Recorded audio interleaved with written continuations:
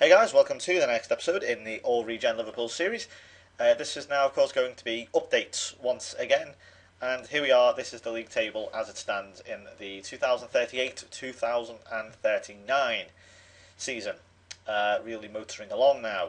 Once again, I'd like to just also apologise if the mic quality is not great. As I've mentioned before, my microphone has essentially broken. Well, sort of broken. The wires are exposed and the microphone won't stand up on its own. So yeah, that's a bit of a pain in the arse. Hopefully, it will be fixed by FM13, which is in like a month, 2 months. That's quite a long time, but whatever.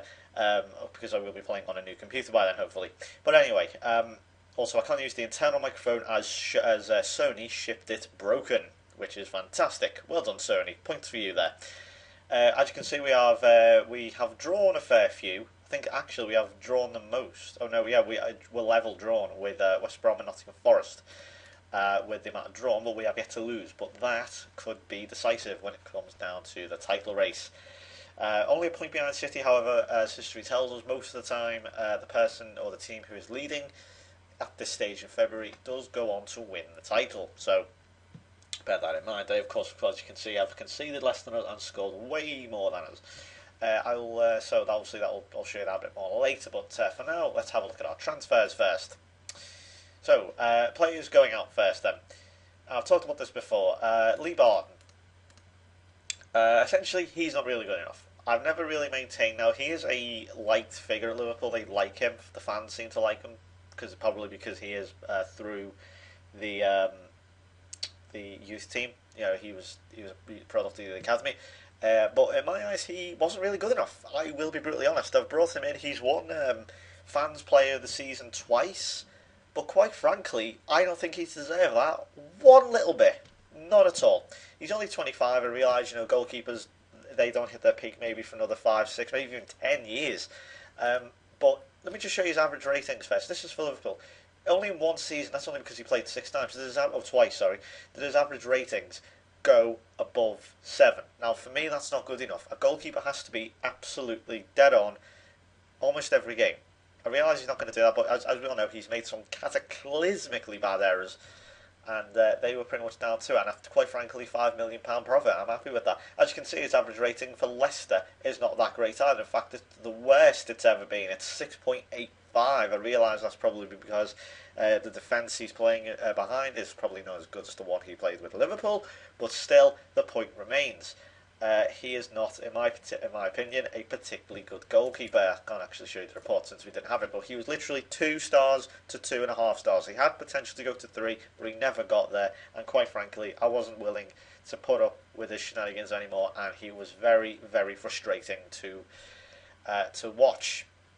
So I sold him, which the fans didn't like, but what can you do? Trevor Sadler, who eventually retired, obviously his contract was up, so he obviously went before his contract expired, which was a bit stupid, but whatever. Murashev left because he's getting on a bit now. He also left on a Bosman. He's at Paris Saint-Germain, believe it or not. How was he doing? Not bad, 7 goals. I mean, of course, he had this absolute ballistic season where he scored 23, which was great. But, not a bad 7 at all. I think he did his job quite well. Baron Barnes also left. Christ, he's only just left. Hell, he's a Huddersfield anyway. I can't remember why I left him. I think he was he was quite difficult to find to go into the team. Like, I really struggled to find a place for him. Not to mention, he was an incessant moaner. I mean, like, I think there was a point where we played 2 games in the league. Just the first 2 games, and he already said, "Look, I'm not playing enough first team football," and he only played 1. I'm like, mate, I'm rotating you. You were tired. It's just ridiculous. So he's a brutal moaner. Carl Hughes, who was not good enough. Alcino Lopez. Now, he was meant to be the captain. He was due to be the new Liverpool captain. He was for a very short period of time. He took over Sadler's number 8 shirt. But he wanted to go. And quite frankly, I was not willing to let Man City or Tottenham buy him, who, even though I wanted 40 million to 50 million pound for him, because that's what he's worth. But Sevilla put in a 24 million pound bid, but I thought, you know what, I would happily sell him still on a profit for what we wanted, but we bought him for about 15 million. But obviously, if he wants a new challenge, the whole bullshit of want a new challenge, why? And yeah, he basically wanted a new challenge, and I didn't want him in the Premier League, so Sevilla said 24 million. I said yes, please. Bugger off. So we've got a new captain, which I'll go over in a moment. And finally, Josh Chamberlain has also gone to Leicester. I think this was recently in the January transfer window, actually, was it? Yeah, in January. I think I might have even terminated his contract because he was just sitting there, he wasn't playing, he was in the reserves. And yeah, how's he doing at Leicester? Well, he's already scored and he's 1 assist in 4 appearances. Yeah. But he was alright. He was okay, Chamberlain. He never really got going. But what can you do? So that's 29 million. Considering on top of like the 200 million that we already have, that sounds a bit stupid at this point, but whatever. But this guy who is really good actually, Alfredo Muyo, I think is how you pronounce it. He's Mexican. No, he's Italian. I beg your pardon, Mexican. He's Italian from Rome. He's only 20, but he has got straight to the first team, and he's very, very good indeed. He scored 3 goals, had 1 assist as well, 2 as well in other terms. But for 3 million, I think this lad has very, very good potential. He has 4 stars, and as we all know, 4 stars on this is bloody good. Same goes for this guy, Daniel Ferret, or Ferret. I don't want to say Ferret because no one likes to be called a ferret, but yeah, he's again 4 stars. You know, an English player, and everyone gets overexcited about English players. So yeah, he's good. Also got Emmanuel Groppi here, who he's a player who you may have seen already, as I uploaded, of course, the oh god, yeah, actually, yeah, you've probably seen a few of these players. I've just realised I've already uploaded the damn what's it called it, the reserve Champions League final. You've probably seen these guys. So this guy, as you see, is actually quite good. Again, he's 4-star potential. He looks, as I say, I'm quite excited. I'll come back to won't. This is Juan Moreira. Then this is the goalkeeper, who you may recognise if you've been following the series very, very closely. I think we played against him before. I think it was when did we play Velez in the the World Club Championship? Let's have a look. Let's see. Do I recognise him anywhere? Just trying to find it. When did we last? Okay, we did. It wasn't in that then, but we have certainly played against him before, and he was one of the highest rated goalkeepers on here. He was perfect age. He's 29. That gives about 10 years for Robinson Marin, my potential new goalkeeper, to let's say 4-star goalkeeper to come in, and hopefully by then Moreira will be a good tutor as well and all that. So yeah, I'll come back to Houghton in a moment. But this is one youngster here, 3 million. He's only 17. Ansgar Artman, which is a super name. Again, 3.5-star potential, but I think that has risen to 4 since I've continued playing the game. And finally, as I say here, Andrew Houghton. I will just show you his. In fact, no. Let me just show you the amount of goals he's scored first. 18 goals so far. I think he is the leading goal scorer in the league, and Tottenham were after him. I think City were after him. I think United were after him. But as you can see, he started, believe it or not, at Everton. Then he went to Manchester United. So you think, oh God, is there another Wayne Rooney here? But no, United eventually sold him to West Brom, who then eventually sold him to Leicester, and then ever since he's been at Leicester, he has been banging in the goals. I mean, brilliantly. Nearly bought him at the end of last season, but his value was a bit higher. But as you can see, he started brilliantly again. He is superb, and yeah, he's an animal. He's an absolute animal. He's already scored once for us, so yeah, that's really good for him. So the best thing as well, he's actually from Liverpool. He's from Bootle, just down the road from me. So that's fantastic. I don't live in Bootle, by the way. Just like it's down the road. Anyway, that's why I don't talk with a ridiculously thick Scouse accent like Jamie Carragher. Anyway, as you can see, there's the FA Cup there. But moving on, we played Tottenham firstly then in the Community Shield. This was a penalty win. Landry Torre picking up where he last left off, scoring straight away. I also played Daniel Ferret. I think I may have even holidayed this one. You can say, oops, not that. No, I didn't mean that. Oh, I meant stats. Now we're going to have to wait for this thing to load because I'm stupid and now it crashes. What would you like to see in FM30? No, okay. No, to be honest, I'd like to see this type of shit fix so it doesn't take its time. As you can see, Lopez is still playing. I gave Ferret a go here. I gave Muyo a go here, who is as you can see, he is a defender, a right back, but he's also a right midfielder. So he is extremely versatile. I'm really excited to see what I can do with him. And yeah, if you look at the formations, that's what I want to do. Yeah, as you can see, I did holiday this one because I couldn't be arsed with it. It was a no game, so I was like, fuck it. And I think Steven Gerrard did as well there. We then went on, I think that was probably because of the England thing, to play Tottenham again in the opening day of the season, this time in the Premier League. And Raul Ramirez got us a good start. Torre Shu, who is now the new captain. Muyo scoring on his debut, and Hans Rogalski, who is now, I must show you, 4 stars, or will be 4 stars very soon. As you can see, his current ability is 3.5, so he is a global superstar now, so to speak. So, quite frankly, buying him for 2 million, an absolute bargain. We then had another really hard start here against Chelsea, but we went through and we beat them again. Landry Torre this time with his goal.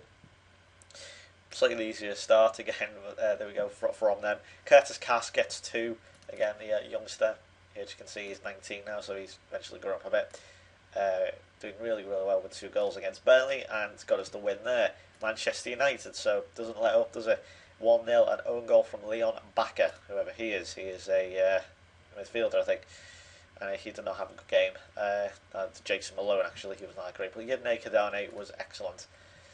So not a bad start so far. Champions League, how did we get on? We won the group yet again. We didn't lose. In fact, we won all our games. Juventus here 4-2. Lazio, who has been an absolute beast this season. He's phenomenal. As you can see, 7 goals doesn't really tell the whole story. As you can see, 9 assists as well for a player who's been on the fringes for ages, suddenly breaking through. Has been absolutely fantastic. 3-0 against Paul Molyneux, who's also coming actually before going to the Galatasaray game.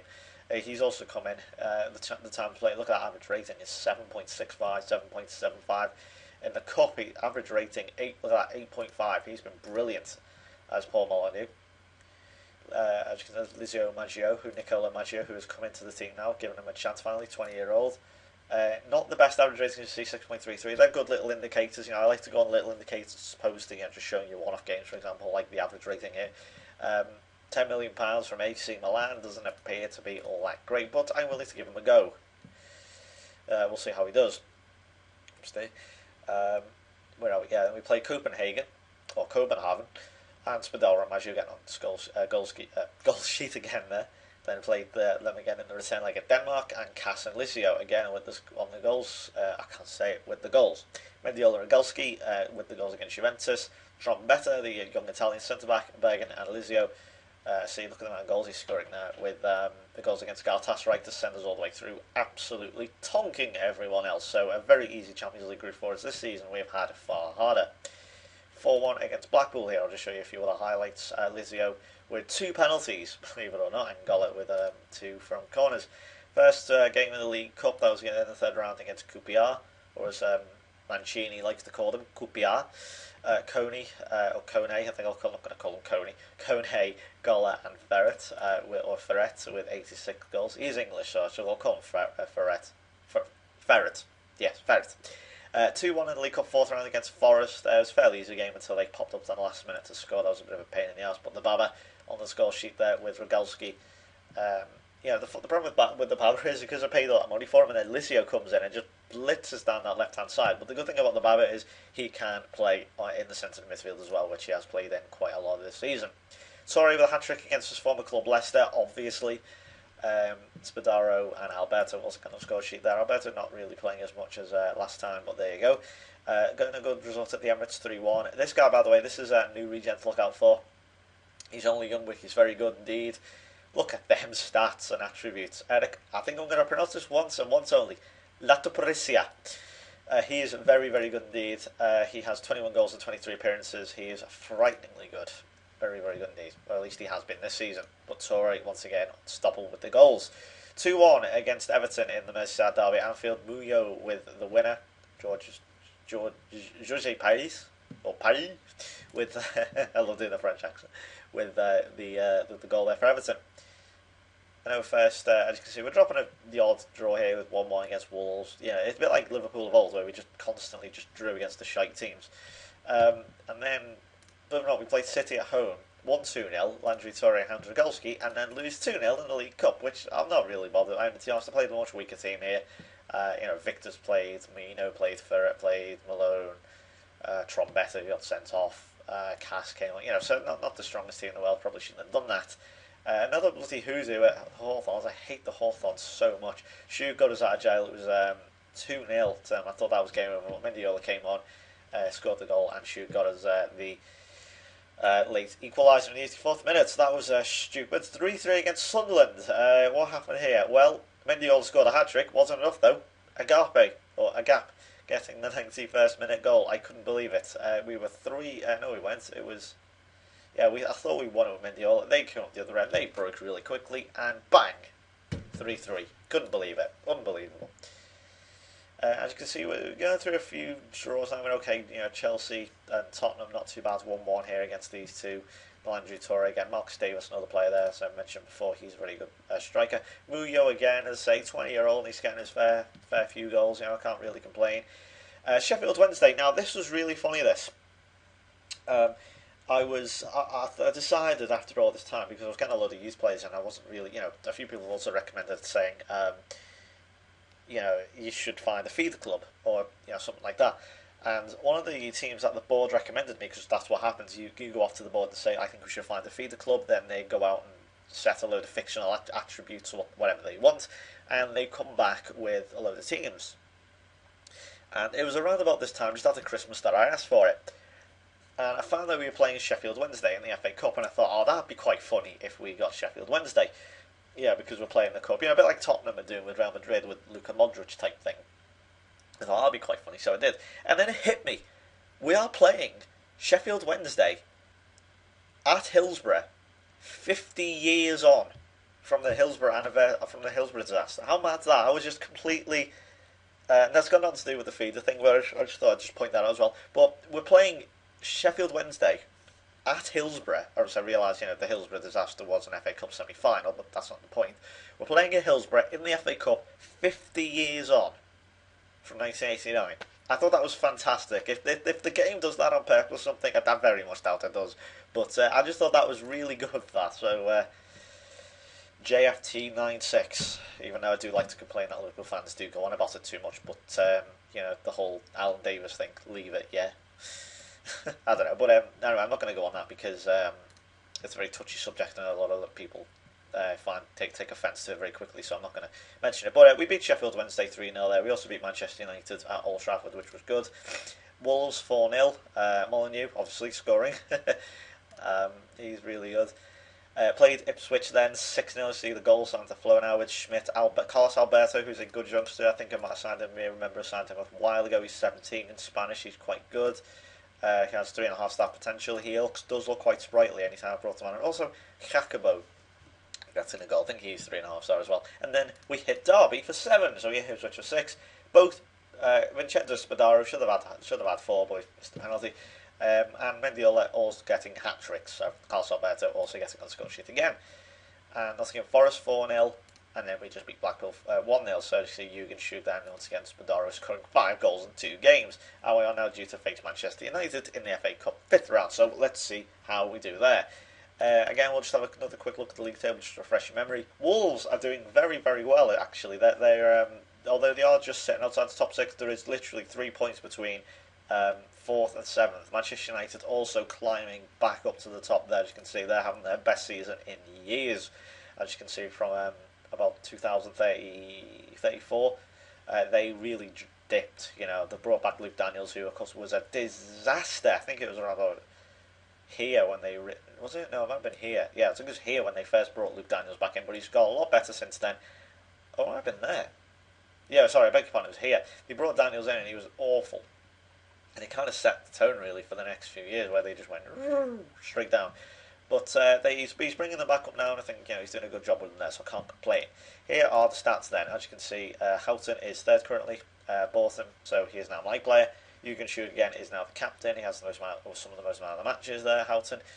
Torre, I don't know how he's not up near the top. I think it's because he's scored a lot of goals in the Champions League. Also, one fair few. Also, look at that, a lot of because of the victories we've had recently. Also, you may have noticed, I just want to point out, look at the dates on these games. This is why we drew. We had to play Tottenham and Chelsea, 2 of the hardest teams in the bloody league. Boxing Day, the 27th and the 28th. Why? Why did the game do that? I realise it's been fixed now because this is still on 12.001 or whatever the first patch is, or not even the first patch, the original. So, yeah, that is the current setup. So, As you can see, Jürgen Schug is the current captain. Anton Schmidt is the vice captain. So it'd be nice to have two Germans there who are currently second in the world. That's always good. He's currently 22, but he has fantastic influence, and I thought he has potential for future captaincy. Schug now is getting on a bit, but I think Schmidt will replace him, and I think Landry Torre, who has already got Liverpool, has his favourite club, will be the new vice captain. So that's really good there. Just to set in stone that Schmidt will be a long-term captain. So Schug's got maybe 2 or 3 years left in him, and then we'll pass it over. Excuse me, pass it over to Schmidt. So there we go then. That is how everything stands. Oh, also we're going to be playing Bayern Munich in the Champions League. So you may have also noticed the missing player there, Luis Suarez. He's really not been on form. He's been horrendous the last few seasons. And if you look here, look, this future wants first team football, and I can't give him that because he's been horrible. So yeah. He's not good at all. He's not been in the best of form. I think he scored 1 goal all season, so that's no good. Maggio will take him off that, but he has really not been that great for me, to be honest. He's scuppered a lot of chances and overall has been pretty dismal. But other than that, I will see you tomorrow then, hopefully, for the next video, and I will round up this season, and let's see how we did. So, until then, see you next time.